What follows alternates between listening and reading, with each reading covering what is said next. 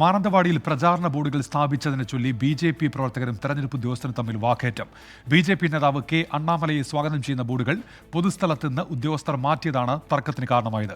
ഉദ്യോഗസ്ഥർ നീക്കം ചെയ്ത ബോർഡുകൾ ബി.ജെ.പി. പ്രവർത്തകർ വീണ്ടും സ്ഥാപിച്ചതിൽ പ്രതിഷേധവുമായി എൽ.ഡി.എഫും യു.ഡി.എഫും രംഗത്തെത്തി. വയനാട്ടിലെ എൻ.ഡി.എ സ്ഥാനാർത്ഥി കെ സുരേന്ദ്രന്റെ തെരഞ്ഞെടുപ്പ് പ്രചരണാർത്ഥമാണ് ബി.ജെ.പി. തമിഴ്നാട് അധ്യക്ഷൻ കെ അണ്ണാമലൈ മാനന്തവാടിയിലേക്ക് വന്നത്.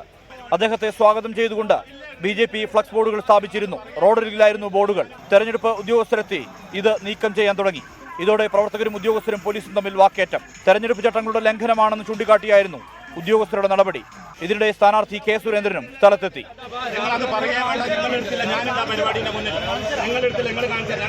ഉദ്യോഗസ്ഥർ എടുത്തുമാറ്റിയ ബോർഡുകൾ ബി.ജെ.പി. പ്രവർത്തകർ പൊതുസ്ഥലത്ത് വീണ്ടും സ്ഥാപിച്ചു. ബലം പ്രയോഗിച്ച് പുനഃസ്ഥാപിച്ച ബി.ജെ.പിയുടെ ബോർഡുകൾ എടുത്തുമാറ്റണമെന്നാവശ്യപ്പെട്ട് പ്രതിഷേധവുമായി എൽ.ഡി.എഫ്, യു.ഡി.എഫ് പ്രവർത്തകരും രംഗത്തെത്തി. തെരഞ്ഞെടുപ്പ് ഉദ്യോഗസ്ഥരുടെ വാഹനം തടഞ്ഞു നടത്തിയ പ്രതിഷേധത്തിന് പിന്നാലെ എ.ഡി.എം സ്ഥലത്തെത്തി ബോർഡുകൾ നീക്കം ചെയ്തു.